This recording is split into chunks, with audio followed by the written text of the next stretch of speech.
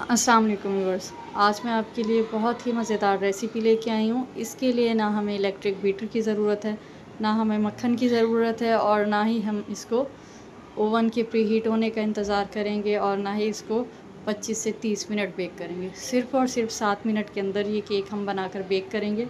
बहुत ही आसान रेसिपी है और जब आप इसको खाएँगे आप यकीन करें, मैं गारंटी के साथ कह सकती हूँ कि आप बेकरी का केक भी भूल जाएँगे। भले जितनी महंगी बेकरी से आप केक लाते हों, जब आप ये घर पे बनाएंगे केक तो बाहर से आप केक ख़रीदना छोड़ देंगे।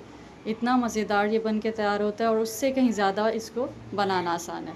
लाज़मी इस रेसिपी को ट्राई कीजिएगा और रेसिपी को लाइक और चैनल को सब्सक्राइब कर दीजिएगा। चलें आए रेसिपी को स्टार्ट करते हैं। सबसे पहले मैंने एक 9 बाई 9 इंच की ये इस तरह से ग्लास डिश ले ली है।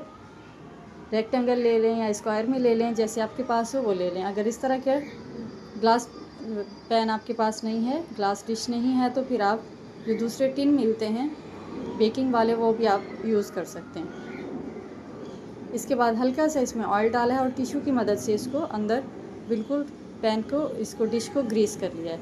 आपने इस तरह से ग्रीसी करना है और इसके बाद एक छन्नी में या ऐसे आपने ऊपर इसके सिंपल सा मैदा या कोको पाउडर इस तरह से स्प्रिंकल करना है, क्योंकि इसी डिश के अंदर हम इसको बेक करेंगे और इसी में ही सर्व करेंगे। तो नीचे पार्चमेंट पेपर या फिर बटर पेपर नहीं लगाएंगे, सिर्फ खाली आपने मैदा छिड़क देना है। इसके बाद 2 अंडे लेंगे, सिर्फ 2 अंडों से हम इसको तैयार करेंगे। 2 अंडे आपके रूम टेम्परेचर पे होने चाहिए। अगर आपके पास छोटे हैं अंडे तो फिर 3 ले लीजिएगा, अगर बड़े हैं तो फिर 2 लीजिएगा।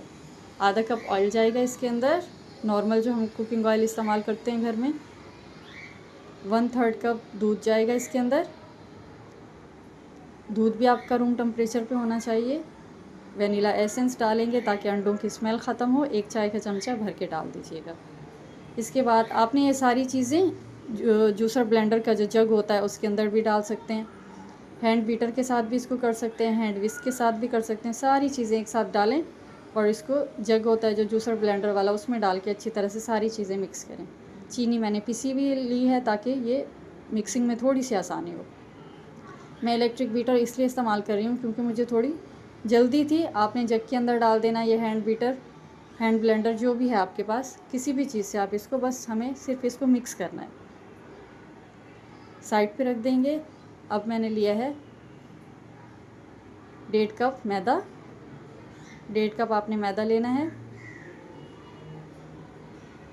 चाय वाला कप भी आप ले सकते हैं, लेकिन फिर सारी मेजरिंग आपने चाय वाले कप से ही करनी है। 1 टेबल स्पून बेकिंग पाउडर जाएगा इसमें, या फिर 3 टीस्पून। 3 टीस्पून 1 टेबल स्पून के बराबर होते हैं, ये आपने डाल देने। और 2 टेबल स्पून भर के मैंने इसमें कोको पाउडर शामिल किया है और थोड़ा सा और डाल दिया, तकरीबन आधा टेबल स्पून जितना आपने और डाल देना है। और इन तीनों चीज़ों को अच्छी तरह से मिक्स करना है। छान के छानना लाजमी होता है, इससे ये होता है कि मैदा जो है लाइट हो जाता है, एयर आ जाती है और केक जो है जालीदार बनता है, फूला हुआ बनता है। तो इसलिए छानना लाजमी होता है। आपने इस तरह से इसको छान लेना है। फिर इसके बाद हैंड विस्क की मदद से या चमचा ले लें, स्पैचुला कुछ भी ले लें, आपने इसको अच्छी तरह से मिक्स करना है। इसके बाद थोड़ा थोड़ा करके जो हमने बैटर तैयार करके रखा है अंडे वाला, उसके अंदर इसको मिक्स करेंगे।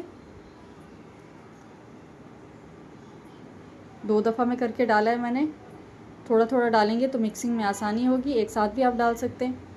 ये केक बनाना बहुत आसान है, इसमें ऐसा नहीं है कि टिप और ट्रिक्स होती हैं, जैसे कि आपने ज़्यादा इसको ओवर मिक्स नहीं करना या फिर आपने इसको अंडों को अच्छे से बीट करना है, फ्लफ़ी करना है, कुछ भी नहीं करना। सब आप एक साथ डालें और इस तरह से मिक्स करने के बाद मैदा और सारी चीज़ें, कोको पाउडर वगैरह इसमें डालें और इसको अच्छे से मिक्स करें।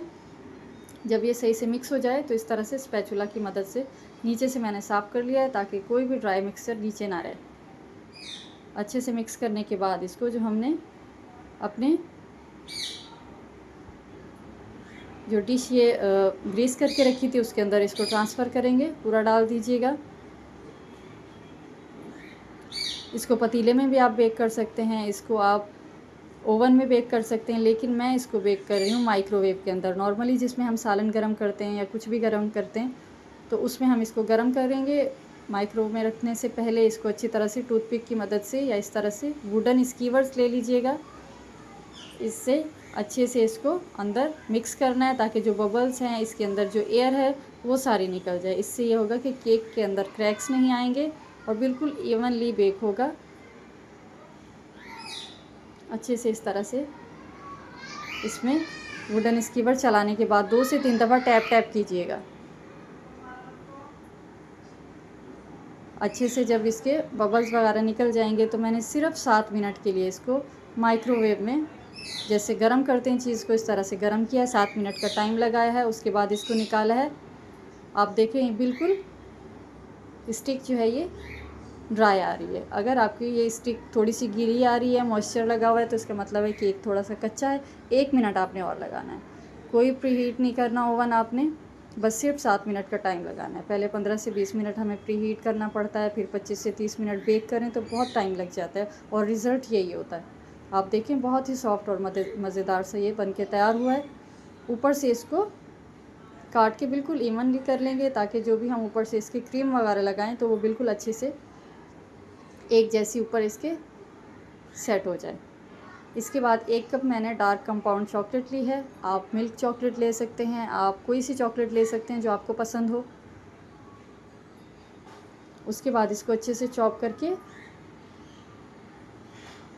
क्रीम ली है। आधा कप क्रीम लेके इसको मैंने माइक्रो में गरम किया है। कोई सी भी क्रीम ले लें, हैवी क्रीम ले लें, व्हिपिंग क्रीम जो होती है वो ले सकते हैं। नॉर्मल जो क्रीम हम सालन में डालते हैं, मीठे में डालते हैं, वो भी आप ले सकते हैं। आधा कप लेनी है और इसको माइक्रोवेव में गरम करना है। पैन में भी आप कर सकते हैं। माइक्रोवेव में मैंने इसको किया है तकरीबन 1 मिनट से भी कम। आपने तकरीबन 40-50 सेकंड के लिए इसको गरम करना है। हल्का सा जब ये गरम हो जाए तो इसमें चॉकलेट डाल के इसको अच्छे से मिक्स करना है।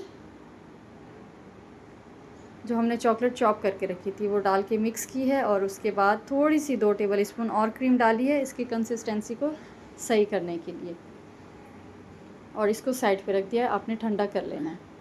इसके बाद बिल्कुल चिल्ड मैंने व्हिपिंग क्रीम ली है, 1 कप है ये तकरीबन। इसको अच्छी तरह से ठंडा कर लीजिएगा और उसके बाद इसको इलेक्ट्रिक बीटर की मदद से अच्छे से बीट करेंगे जब तक इसमें स्टिफ पीक्स नहीं बन जाते। तकरीबन 2 से 3 मिनट लगेंगे। आप हैंड विस्क का भी इसमें इस्तेमाल कर सकते हैं। इससे थोड़ा ये है कि काम जल्दी हो जाता है, तो इसलिए मैं ये इस्तेमाल कर रही हूँ।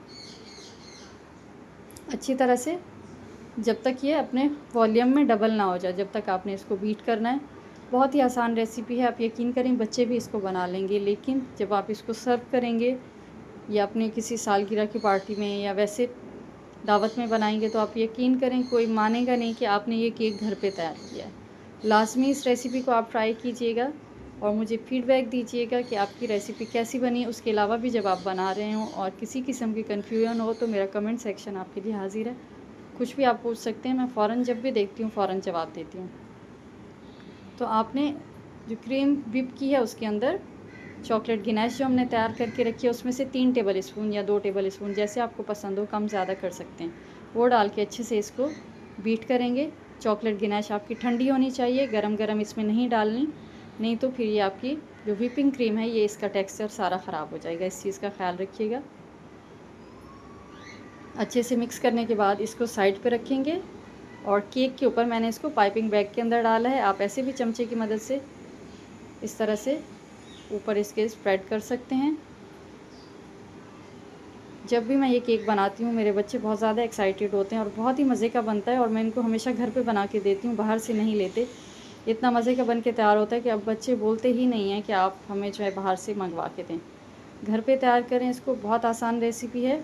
और यही केक अगर हम बाहर से लें हॉबनॉब से या किसी भी बड़ी बेकरी से 2 से 3 हज़ार का आपको ये केक मिलेगा।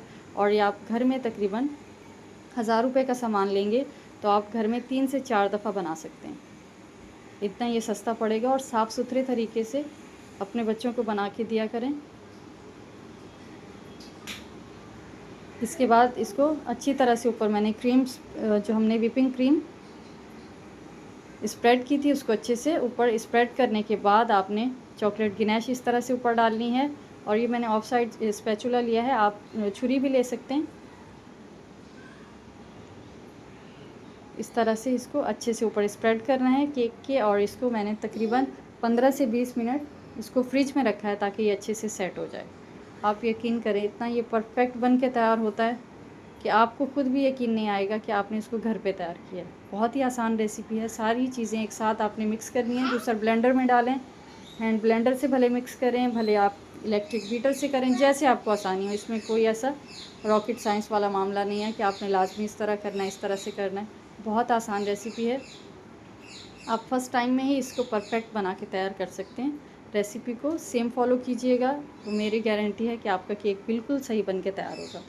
तो इसको मैंने फ्रिज में रखने के बाद इसको थोड़ा सा ठंडा कर लिया ताकि ऊपर वाली लेयर भी सेट हो जाए, अंदर वाली भी। उसके बाद हम इसको काटेंगे पीसीज में। इस तरह से काट लीजिएगा। जब भी आप काटें तो एक दफ़ा काटने के बाद आपने छुरी को साफ़ करना है, फिर इस तरह से काटना है। छोटे छोटे पीसेस में काट लीजिएगा।